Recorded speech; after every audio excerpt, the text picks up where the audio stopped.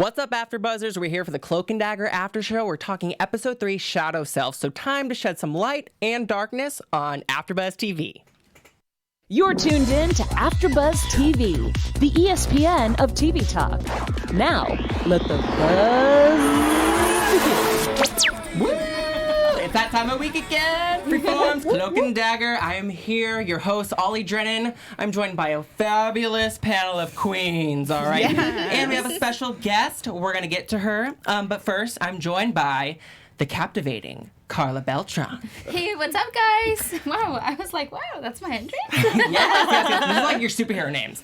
I'm also here with the delicious Drew Jones. Oh, Delicious. Can you write my Tinder bio? Because I feel like you'd be good Oh, at that. girl, I got you. Thanks. See me, replace RuPaul. For real. see me after the show. And of course, we have the stunning Steph Sabraw. Yes. So happy to be here. Yes. Oh, you guys are amazing. And we're joined by a very special guest. She is the beautiful, the talented, the intelligent, and she's in Toy Story 4, y'all. We have Ally Maki in the house. Yay! It's our yearly reunion, guys. Yes. Oh my God. Why did we say that in unison? That's how much we needed Ally here. Thank you so much for joining us. We're so excited. You're our first guest, and it's just a pleasure to be with you. So we do our initial thoughts first. We have so much to talk about, but girl, how has it been? It's been a year. Oh my gosh. And you're on season 2 of this hit show. Like, it's gotten so popular. It's crazy. The Cloak and Dagger stands. That's the official Us? word. Yeah. Right? Yes, you guys are. Sailor Goon is the lead Thank you. of the stands. They have come out and they have stayed loyal and they are dedicated to these characters. And it's just awesome to be here. I love it. And I'm so happy your character returned because you kind of had, like, on the season finale, you kind of got beat, like, a little bit. And so I was like, is Mina okay? So and then I missed, I was like, this season premiere didn't have enough Mina. Where's she at? But Mina wasn't there. But episode 3, Shadow Selves, we're here to talk about. We got to talk about her. We got to talk about Bridget and Mayhem, and obviously Tandy and Tyrone. So what are your guys' initial thoughts of this episode? Because I'm still processing it.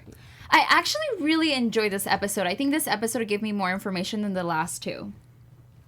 Oh, my turn. I think how you guys, like, paint stories is, like, so dope and so refreshing to see on TV. And I just really liked how I love that there's no like, for certain right or wrong in this situation. Like, Mayhem has some points. Bridget has some points. Like, which side are you going on? You know? So I love it.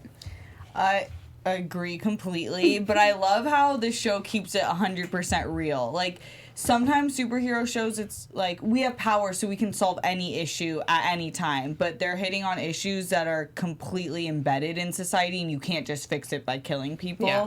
And I love the play on what's right and wrong and morally just. And obviously with the show, we talked about it last week with the human trafficking. That's such an important thing to talk about because no one is talking about it, and a lot of people aren't educated, such as myself. And I'm so happy to be able to talk about it and have this show, being a Marvel show, really dive deep into it and educate people, especially the youths of, the world. The youths. The youth.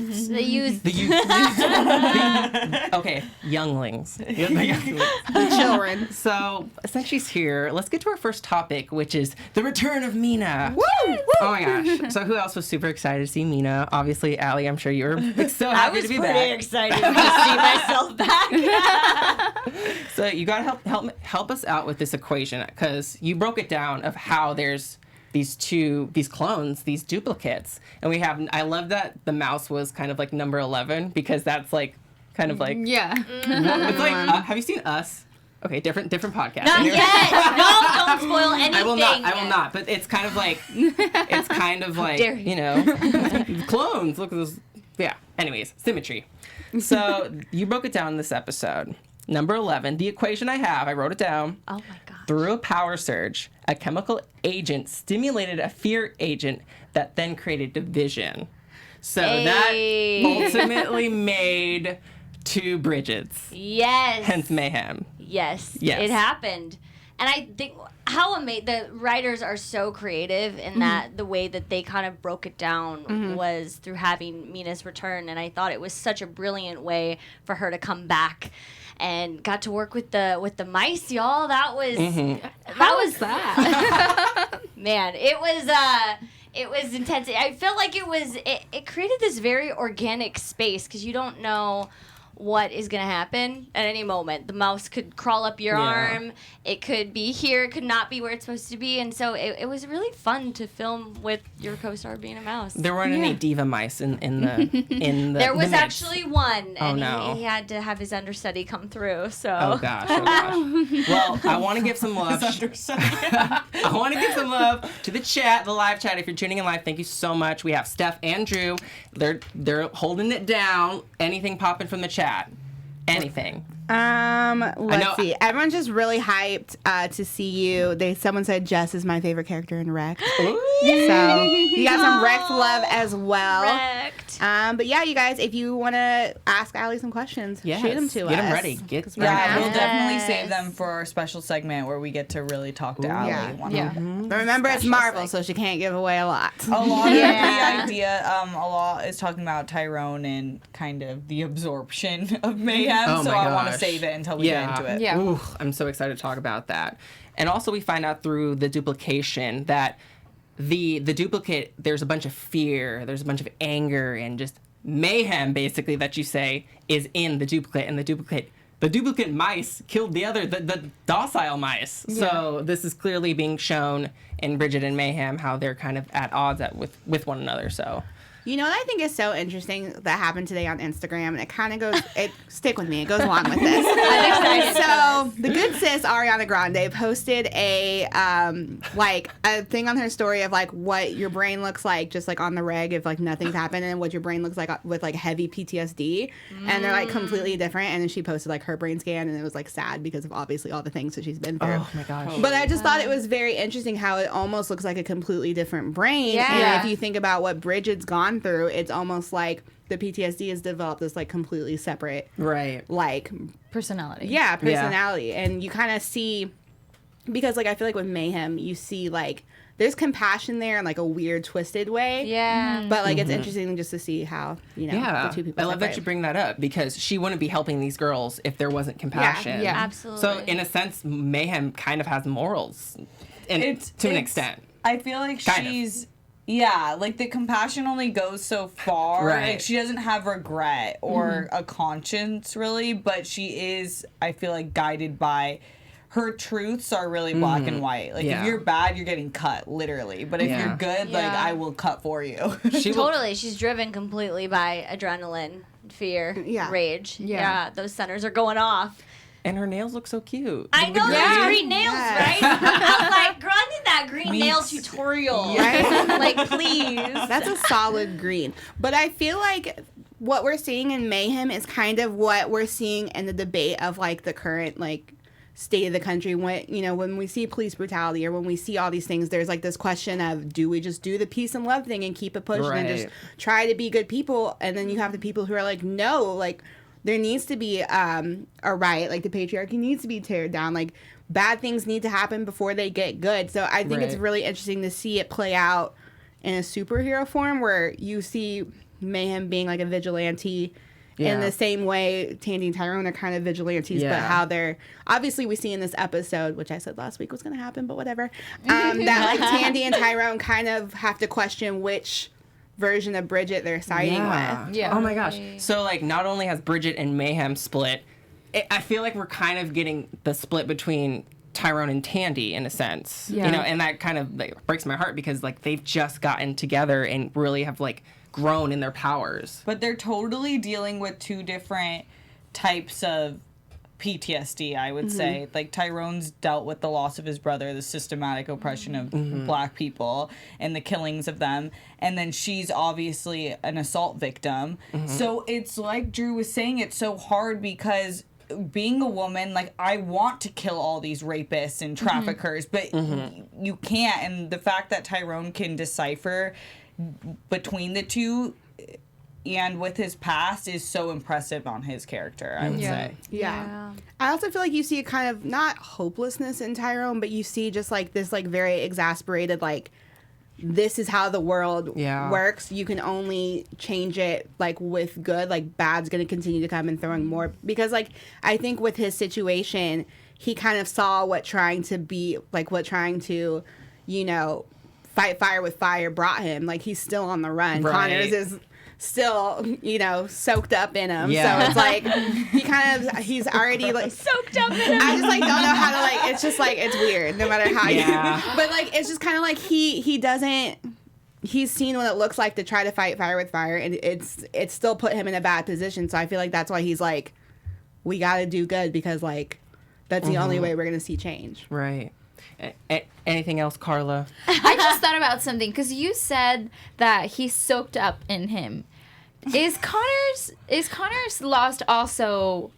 Is he I have lost a prediction also? about Connors. I love your prediction. Yeah, Thank they're you so so much. Got it, girl. Yes. Thank you. Well, everyone get your predictions ready because I'm so excited to hear them because I don't even know what's going to happen. But before we move on, we got to get to our live read, which is you need to subscribe to us, like us, give us a comment. If you're in the live chat, let us know what you thought of the episode. We really appreciate you guys making us the ESPN of TV Talk. It means so much to us.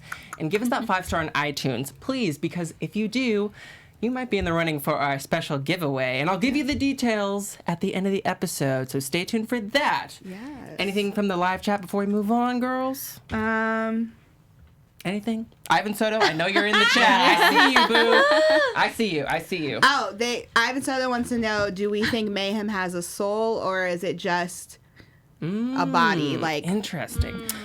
Well, speaking of Mayhem, let's get to Mayhem and Bridget because we have Bridget and then we have the entity of Mayhem, and I loved how we got answers in this episode. Definitely, we got Ally, obviously. What did you? How was it for you seeing the process of Mayhem and Bridget kind of after the aftermath of what happened on the season finale? Man, I think, well, it's 8 months later, right? Right. And I feel like it's been cool to see Mina back, and she is right back into her research. So she's been in this lab for 8 months, I think, all day, every day, trying to figure out with her own trauma. And I love, you know, the idea of these two selves because it also is coming through in Mina too. Like she's dealing with all of this PTSD from what happened to her and coming back from being a terror, trying to figure that whole thing out. So I think, you know, she's really trying to help out the squad and figure out what's going on because it means a lot to her too. Because it kind of is going to help her dissect her trauma along the way. So yeah, she's in it. She's in it. And she's about the facts, you know. Mina wants the facts. She's dedicated to her research. She fills our characters in. She gives them the tea and what we want, and also the viewers the tea as well. And it was crazy to like get caught up with Delgado as well, Father Delgado, because he's kind of going through it in the too. past. through it. Yeah, and I felt really bad because Karla, you reminded me that he was an alcoholic back in the day, and it was sad to see him kind of go back in his old ways. He's living on the streets, and he's actually kind of befriended Mayhem too. Yeah. So what did you guys think of this new quote unquote friendship between Mayhem and Delgado? I think that the fact that they are creating a friendship shows that Mayhem does have a soul because she has a lot of questions and she wants answers. And I think that the only person that, like, only a soul could have questions. So that's why that goes to answer that question. Yeah. I don't know if I want to call them friends. I feel like it's more misery loves Acquaintances. company. Okay. And I think, or in this case, Mayhem loves company. But I just feel like it's one of those, they both kind of have positions where you see, you're supposed to be putting good out into the world, but you dominantly see bad. Like, as a priest, you dominantly hear people's sins. As a police officer, you're trying to put in good, but you're mainly putting away creeps and perps, you know? So it's like, I feel like they both have this very jaded view of the world, even though they're supposed to be these, like, facilitators of hope. Yeah, and then obviously Delgado in the comics was kind of like a corrupt priest. Yeah, he was a creep in the comics. I was wondering in season 1, I was thinking like, when are we going to see that side? And I don't love what we're seeing in season 2 with him, but like I'm like, okay, that's what I was waiting for, you know. And I just love seeing the translations or the how live He's action. like the narrator, Right. kind of showing the deeper moments Yeah. through his words. But I love the relationship of him and Mayhem because it's kind of like a confessional. She goes to him Right. to Yeah. speak out these emotions because she is Bridget. Like they are the same up until the split. Yeah, they have the same memories. Yeah, and I think that she is confused because she's not feeling those feelings of regret. But the showrunner Joe Pekowski had a really interesting quote about Mayhem that I loved. He said, "She is the angriest part of all of us, and damn if her motivations, if not her actions, are relatable." Aw. And it's Yeah. true. We love it. Well, everything Yeah. she did, I was like, damn, at my darkest side Yes. of anger and rage of wanting to protect Right. the people who are voiceless, I would want to do Exactly. that. Yeah. I always think about that. Like, if I was in that exact same situation, you're confronted, and it's like that fight or flight mentality. It's like, what would we all do? You Yeah. know, we don't really know because we're not confronted with that at this very moment. But Yeah. it's kind of a weird thing to think about. Yeah. Because I love that this show constantly plays with the idea that there's nothing completely black or white. Like Right. everything's in the gray. And I feel like the show's making you ask yourself, what's enough that, you know, like what are these punishments, these crimes, like what's enough, you know, for their Yeah. punishments? Like, because if you kill them, then it's like now you have that on you. But like them being in jail, like that doesn't sit right with you either, because it's like that doesn't feel like that's enough for Yeah. what they've done. So it's this very weird, like what's enough? Who do you side with? Neither one feels like it's enough. Right. You know what? I just love that Bridget and Mayhem, regardless of however you feel about them, I love that they're using their privilege for good, okay? Like, obviously they're using it in different ways, but I do see, like, Mayhem just has the balls, and I don't have the balls to do what she does, but whenever she, like, kicks some ass, I'm just here for it. Like, I'm just like, yes, girl! Yes, So her I- action scene. Oh, Yeah. my Oh my gosh. Oh my gosh. Emma had showed me like kind of a rough cut. We were in New Orleans, and I was just like, "Wait, what? You did that yesterday? Like, what do you mean?" So It's good. insane. Also, I just want to know what acrylics she uses, because like if I open my fridge too quick, I'm like done. I need to know, but I agree. Like her ability to switch characters like this Yes. is so Yeah. awesome to see. And I always talk about Orphan Black because the actress Tatiana Maslany, I believe, she played like 6 clones, and Emma is reminding me of that ability to. She's changing the way like she moves her face, her body posture, everything. It's really Kind cool. of scary. Like if she were to if she comes in this season, which I really hope you do, Emma, like I'm gonna be scared. I'm like, oh no, Oh, she's, yeah. she's gonna come for my neck. But any other thoughts about Bridget and Mayhem before we move on? I Anything- actually have a question for you guys. Okay. And we were talking about this earlier. Mayhem is leaving her mark behind. So basically, when everybody that she kills, she's using her fingernail, and she's basically slitting people's throats. Yeah. Do you guys think that this is something that's going to come back to Bridget? Because it is leaving a mark. It's basically like a trademark. Yeah. What I find more problematic is she's messing up the girl's credit score because she took the credit card. And I was like, if there's a carbon copy of me messing with my credit score, hands are being thrown. Don't mess with that. But yeah, I mean, I feel like it's gonna eventually come to like Yeah. get Bridget. I hope Yeah. not. But I don't can know see if it. that would be the reason. I don't know if they can identify that. Nails. I mean, in nails the still have Marvel world, DNA. though, anything's possible. Nails do. They do, and and Ally was saying during the show that they do a split and that everything is equally the same, like the same fingerprints, like Oh, everything. yeah. Yeah, I So, feel like there were some like yeah. subtle Cool. teases in this episode. Exactly. Even like with the scene with Mayhem asking for like the coffee with four creams, 5 sugars. I feel like that was such a, and obviously she never got that coffee, so maybe that's why she was so mad at the end of the episode and killed all those people. and then the security guy brought the coffee to Bridget, and she was just like, "What the heck?" Love that Yeah. part. Also, Nicholas Kelly has the funniest comment in the chat. It says, hashtag RIP refrigerator. I Oh my hardly gosh. knew you. Oh my and gosh. you were gone too soon. Hashtag poor stored groceries. Yeah, I was like, that was a nice refrigerator. Stainless steel. I was yelling. I was like, okay, hello, refrigerators in California are not free. If you're trying to look for an apartment, you have to buy a refrigerator. Because, like, most apartments don't come with fridges. Yeah, so if you right? have one, please cherish it. When Bridget got home that day, she was probably so mad. She was like, Yeah. I got my fridge out. My fridge. Well, unfortunately, this really wasn't an episode about Tandy and Tyrone, but let's get to them because we got to show some love. They are the stars of the show because this was really a Bridget Mayhem centered episode. So obviously we see Tandy. Tandy's just livid. Drew predicted correctly that she is more on the side of Mayhem. Yeah. Not yet, but she's leaning towards there. And then obviously Tyrone in his position he's being more rational with his thoughts, obviously. So what were you guys' thoughts by the end of the episode? Obviously they were working together in tandem along with Bridget, but it seems like there's gonna be another split. Tandy has kind of been on some pardon my French, head-assery lately, just because I need her to be a little more compassionate towards these victims. Like last week, she was like, "Why don't you just leave?" And I was like, "Sis, this is not the way to do it." And then this week with Bridget, she's like, "No, you know," and it's like the girl just like got drowned and like found out she has a carbon copy of it. Like, chill.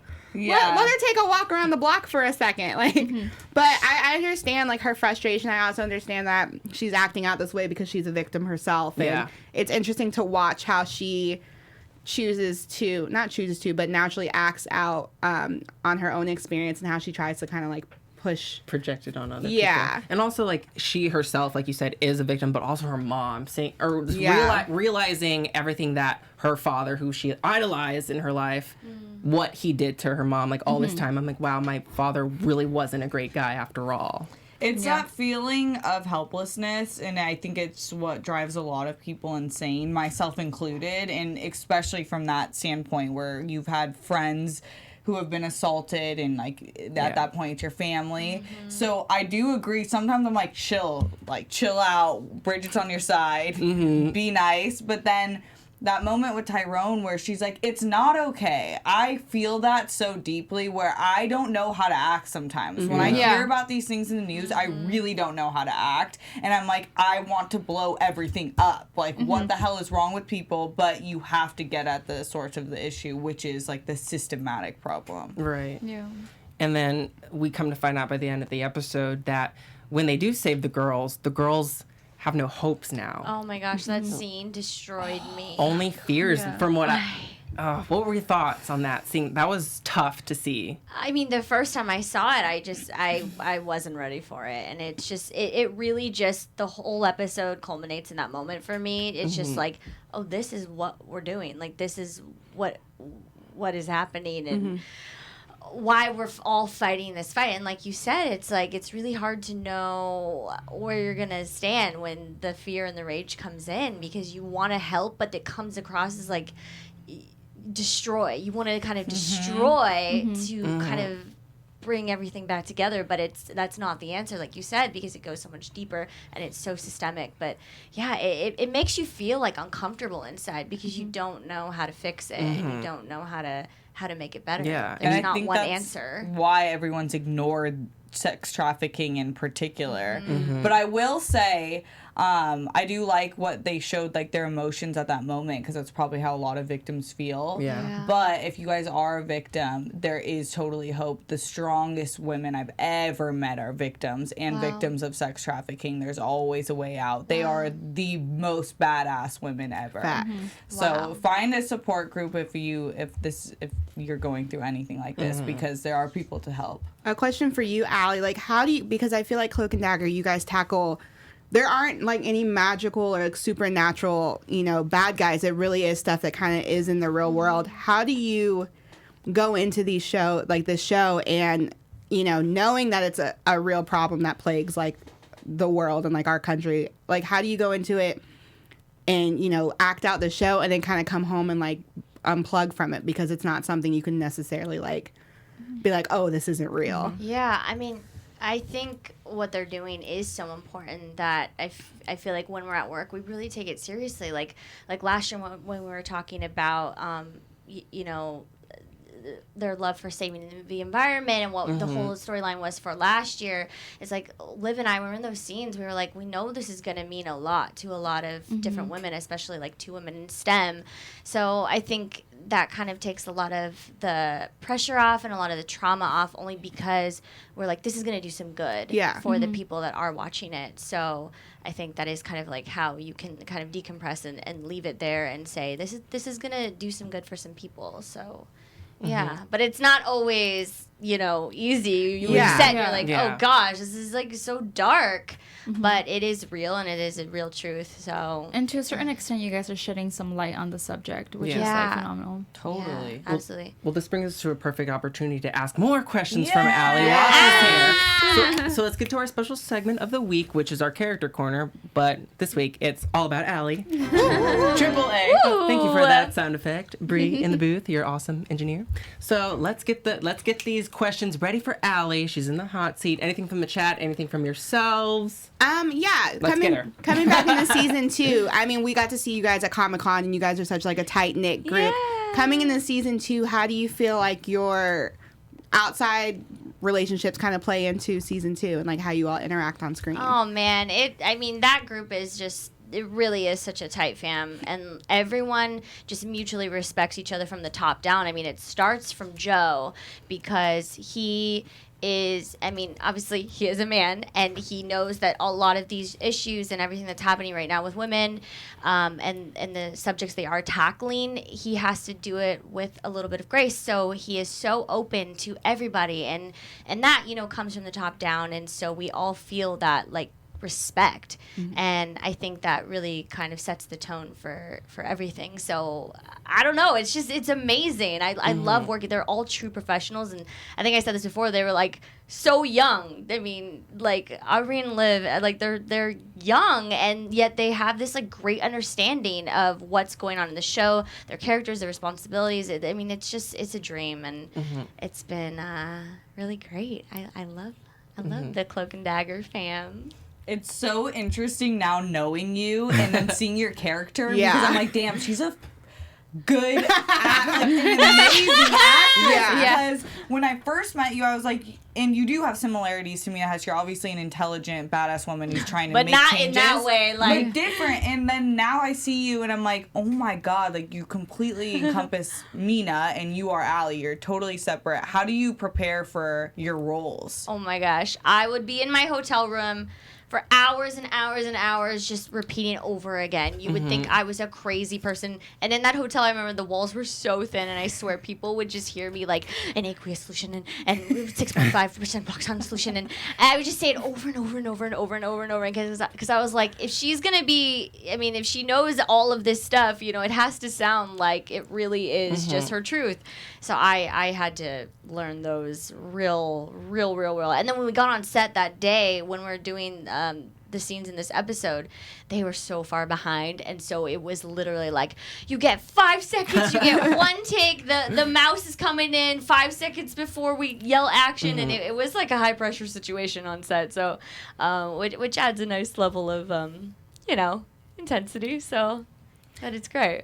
Jassy Jones in the chat wants to know what your favorite episode is from both seasons 1 and 2. Is it like an episode that's already hasn't happened yet? Or? Yeah, I think I'll always have a special connection to the one where Liv and I were in the swamp. Yeah, I think that was the 6. The bees. Yeah. B. Arthur. I mean, that was just like a special moment, and it really set the tone for the character and the show, and a lot of the themes that are recurring throughout both seasons. So. With the superhero genre, I think it still gets a lot of flack, but I feel like the superhero genre, it's where so much diversity is being implemented nowadays, especially in 2019. What's like your mission for filmmakers and also other productions to continue doing that? Because it is so important. Reputation. I can't even talk right now. Representation really does matter. So what's your message for people to continue doing this? I mean, every year it's been getting better. I mean, it's really, really exciting to see. I mean, we had a momentous year for Asian Americans. I mean, we saw Crazy Rich Asians, and I mean, after that movie came out, it was just like a tidal wave, because I think it was more of like, we released a lot of our demons in thinking, okay, we can't play these roles or we can't play these characters. A lot of it, I think, was like this like internal struggle of like, we can't do it. And so I think that released a lot of like trauma for us too, of like, oh, yo, we can play these lead roles and we can tell these stories and people will actually care and people will actually go to the box office. Because regardless of how you feel about Crazy Rich Asians or not, it really was just kind of that beta test to say like, can a movie with an all Asian American cast like sell at the box office? And It sure did. And it is a great movie too. So on top of that, so yeah, I mean it's been a great year, and I think that proved a lot. And even for me, like I always talk about like roles like this, I was always like, I can play this role. Like this isn't, I don't know, I'm Asian. Like this is not gonna be for me. But like more of that. You keep continuing to like prove the system wrong. And you're in Toy Story 4, crack. Congratulations, bro. That's another thing that I feel like 5 years ago we wouldn't have been ready for. But they're looking for different types of talent now, and it's everywhere. It's so crazy because in a year. Like, I remember when you were here last year, you were so excited and surprised that you could be playing a role like Mina Hess.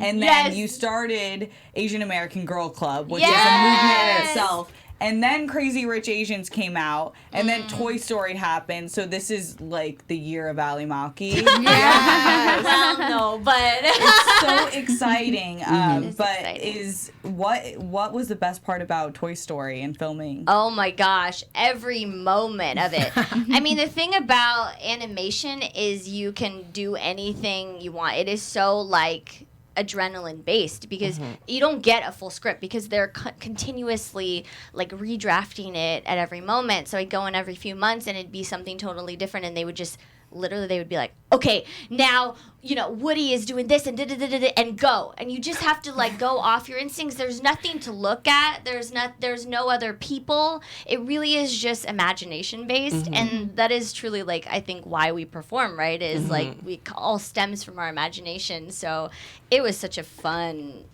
world to play in. There's no set. It's all in your brain of like what you're kind of imagining it to be. So even down to the drawing, I mean I didn't even see like any of the animation until like the very, very end because they just do storyboards. That's so Until cool. they are ready.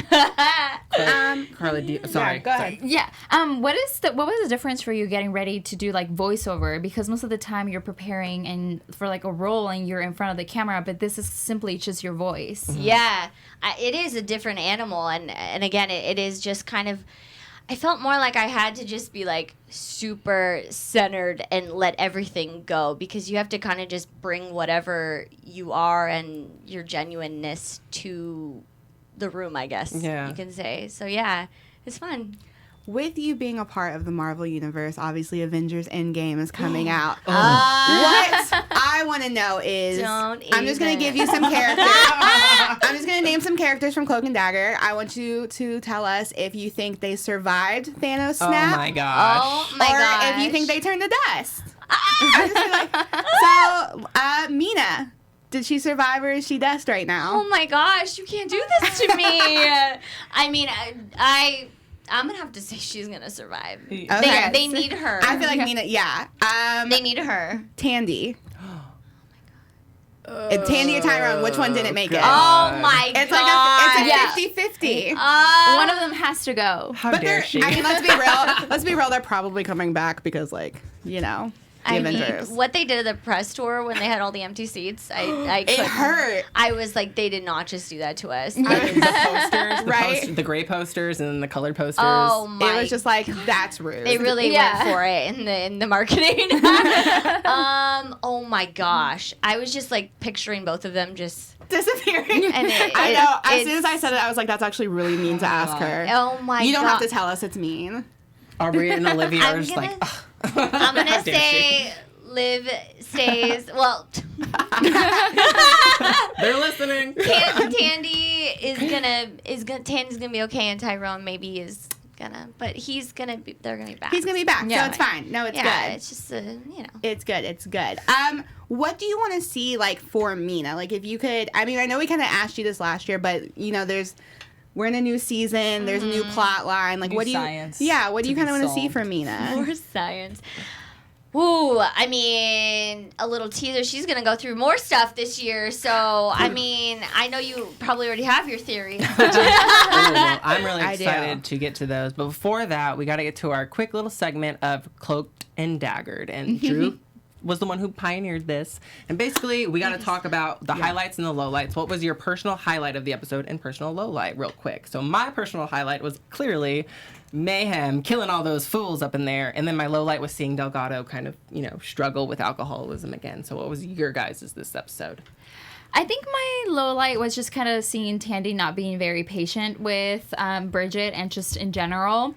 And I think my highlight was definitely Mina letting us know how Mayhem came to be, because that made it so much easier for me to understand the rest of the season. Yeah. My daggered moment would actually be Mayhem getting, like, absorbed by Tyrone. I can never find the right word for it. It just sounds gross no matter how you say it. But because I think it's going to open, and I'll talk more about it in my predictions, but I think it's going to open so much for, like, the possibilities of what's going to happen. I'm hoping that means we're going to learn about the dark dimension, and I'm, like, really hyped about that. And then my cloaked moment would be just like the kind of split between Tandy and Tyrone, a little bit of like siding with different people. That makes me nervous when the team is not on the same page. Truth.